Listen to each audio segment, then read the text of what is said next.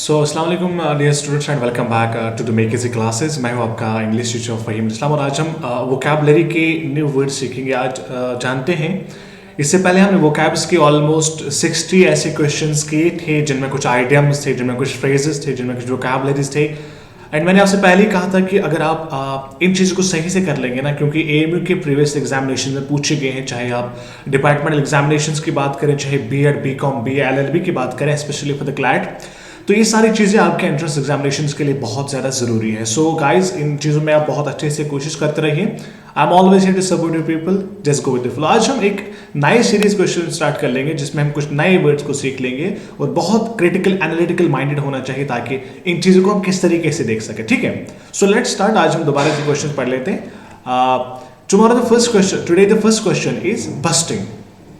देखो कितने अच्छे से हमने इन चीज़ों को समझाया है और किस तरीके से इनको लिखा गया है ताकि इन चीज़ों को आप अच्छे से समझे। लाइक बस्टिंग क्या होता है, हमेशा से याद रखिएगा कि एक्चुअली बस्टिंग को जब देखते हैं ना, एग्जाम्पल अगर मैं कभी busting, it means actually break करना, किसी चीज़ को स्प्लिट करना। ठीक है, लेकिन जब हम बस्टिंग की बात करते हैं ना, अगर मैं बस्टिंग की बात करते हैं ब्रेक या स्प्लिट की, लेकिन जब हम बस्टिंग की बात करते हैं इट ऑलवेज मीन्स क्राउडेड। वो जगह जहाँ पे क्राउड हो, जहाँ पे बहुत ज़्यादा क्राउड हो, उसे बस्टिंग कहते हैं। बट समटाइम्स एक्चुअली जब हम गूगल पे इसकी मीनिंग देखते हैं इट शोज लाइक स्प्लिट मतलब ब्रेक करना, टेयर अप करना, किसी चीज़ को ब्रेक करना, उसे बस्टिंग कहते हैं। लेकिन जब हम क्राउडेड की बात करते हैं तो उससे भी बस्टिंग कहते हैं। लेकिन यहाँ पे 4 ऑप्शन दिए गए, हमें तो इन चारों में अच्छा सा सिनोनिम देखना है, तो इसका मतलब हो जाएगा crowded. Busting means crowded. Great, शाबाश। आगे बढ़ते हैं। Now the second question is, and जो हमारा सेकेंड पार्ट है, सेकेंड पार्ट लिख लेता हूं मैं यहाँ पे, इट इज स्वैम्प्ड। देखो एक होता है स्वैम्प, जो स्वैम्प है, स्वैम्प जो पता है क्या, फ्लड, जहां पे बहुत सारा पानी जमा होता है ना, we people come across with that very questions कि स्वैम्प होता है वो। लेकिन when we just come to this question कि हमें देखो एग्जामिनेशन में आपको उन 4 ऑप्शंस में से किसी को जो रिलेट टू और सबसे ज्यादा उसके मीनिंग देता हो उसके बारे में बात करनी होती है। ठीक है, अदरवाइज स्वैप की मीनिंग तो बहुत ज्यादा, लेकिन इन 4 ऑप्शंस में जो हमें दी गए हैं इनमें से हमें किसी एक को देखना है। तो स्वैप्ड मतलब होता है वेरी बिजी शेड्यूल, याद रख लीजिएगा। किसी को कहते हैं यार, मतलब ही वॉज वेरी स्वैप्ड, मतलब ही वॉज वेरी बिजी। अपने किसी काम में क्या होना, बिजी होना, रिमेंबर इट, वेरी बिजी होना, उसे हम स्वैप्ड कहते हैं। क्लियर हुआ? That means question A, swamped means very busy. Now it is spinster, remember it. Spinster मतलब होता है एक ऐसी औरत जिसकी शादी की उम्र निकल गई, उसने कभी जिंदगी में शादी नहीं की हो, उसकी शादी की उम्र निकल चुकी हो। बैचलर होता है वो बंदा जो शादी नहीं करता, मेल्स में। लेकिन औरतों में, वुमन में, वो वुमन जो शादी नहीं करती है, जिसकी शादी की उम्र चली गई हो, क्या होता है कि जिसकी एज ऑफ अगर मैं यहाँ पे लिखने की कोशिश करूँ, जिसकी age of marriage has gone, जिसकी शादी की उम्र चली गई हो, उसे कहते हैं स्पिनिस्टर। Remember it. क्लियर हुआ? तो इसका ऑप्शन आ जाएगा ए पार्ट। ए पार्ट क्या है? A woman who is never married. ये नेरू नहीं है, आई एम सॉरी, नेरू नहीं है, it's never, NEVER, who is never married, जिसने कभी मैरिड नहीं की, शादी नहीं की होगी। इसके बाद होता है डिसमल। रिमेंबर इट, ये सबको पता होगा, बहुत सा बेसिक से क्वेश्चन है। डिसमल अगर को देखें तो डिसमल क्या होता है? डिसमल इज एक्चुअली ना वो सिचुएशन जो आपको क्या होती है, डिप्रेसिंग होती हो, जहां पे आप डिप्रेस फील करते हो, डिसमल उसे कहते हैं। Dismal actually is a synonym of depressing. मतलब डिप्रेसिंग क्या होता है? इट्स एक्चुअली ना डिसमल, जो मैंने आपसे बात करी, इट इज डिप्रेसिंग सिचुएशन जहां पे आप डिप्रेस फील करते हैं। तो याद रखिएगा डिप्रेसिंग, डिसमल का जो सेकंड ऑप्शन आ जाएगा डिप्रेसिंग। डिसमल सिनोनिम है इसका depressing. Remember it always, dismal का ऑलवेज जो आ जाएगा दैट इज डिप्रेसिंग। मैं लिखने की कोशिश कर रहा हूं ताकि आप चीजों को थोड़ा सा रिलेट कर पाए। ठीक है, तो dismal means depressing. Okay, now it's spineless सब लोगों ने कभी सुना होगा, कोई काम करने की कोशिश करता है ना, कोई एक्शन को ठान लेने की कोशिश करता है, बट हम उसे कहते हैं यू आर स्पाइनलेस। तो what does it mean? Spineless क्या होता है? Remember it always, spineless actually होता है, अगर हम देखें spineless, it means actually lack of courage. Lack of courage मतलब कोई एक्शन, कोई रिस्क या कुछ भी करने के लिए आप में लैक ऑफ करेज होना, स्प्रिट होना, लैक ऑफ स्प्रिट या लैक ऑफ करेज होना, उसे स्पाइनलेस कहते हैं। मतलब जिसमें कांटे ना हो, जिसमें एक्चुअली ना लैक ऑफ बोन अगर कहें, जिसमें ताकत ना हो, लैक ऑफ स्प्रिट जिसमें हो, लैक ऑफ करेज जिसमें हो, तो स्पाइनलेस का जो ऑप्शन आ जाएगा that is option B. Spineless मतलब लैकिंग करेज, जिसमें करेज ना हो, उसे स्पाइनलेस कहते हैं, किसी एक्शन को करने के लिए जिसमें हिम्मत ना हो। Next question is surmount.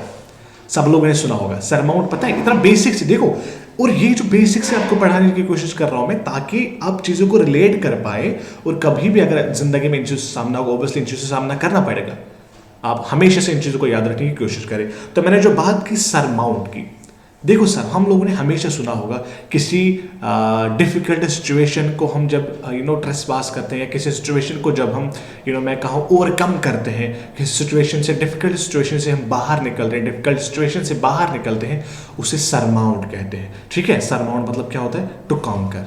किसी डिफिकल्ट, मैं लिख लेता हूँ, किसी डिफिकल्ट सिचुएशन को ओवरकम करना, ओवरकम करना। ठीक है, डिफिकल्ट सिचुएशन को क्या करना? ओवरकम करना।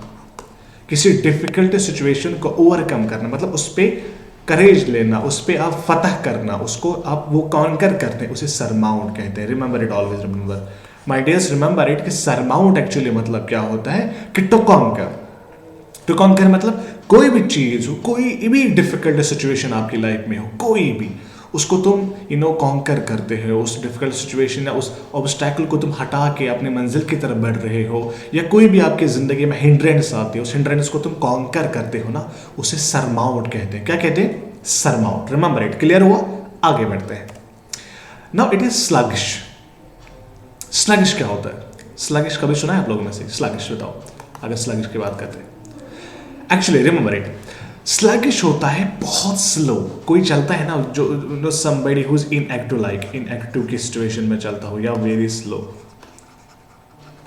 कोई बंदा जो बहुत बहुत स्लो की तरफ से वॉक कर रहा है, या बहुत कुछ भी चेंज हो बहुत स्लोली हो, बहुत स्लोली, या इनएक्टिव जिसे कहते हैं, मतलब वो ना चलने के बराबर हो। जो ना चलने के बराबर हो ना, उसे स्लगिश कहते हैं। क्या कहते हैं? स्लगिश मतलब वेरी स्लो, वेरी स्लो। आप देखिए कॉशियस मतलब जिससे हम दूर रहे, रिस्पॉन्सिबिलिटी से मतलब कैप्टिवेटिंग, कोई चीज होती है ना कैप्टिवेटिंग, जिसे कहते हैं यार दिस वाज रियली कैप्टिवेटिंग, या दिस वाज रियली कैप्टिवेटिंग, मतलब जो आपको अपनी तरफ अट्रैक्ट करे। लेकिन स्लगिश का मतलब क्या होता है? Very slow. स्लगिश मतलब वेरी स्लो, कोई ऐसा काम जो इनएक्टिव की तरफ दिख रहा हो, जो बहुत स्लो हो, जो बहुत ज्यादा स्लो हो, जो इनएक्टिव के बराबर हो, उसे स्लगिश कहते हैं। ये चीज क्लियर हुई? ये चीज क्लियर हुई? गुड। इसके बाद से next one is speculate. Remember it, speculate.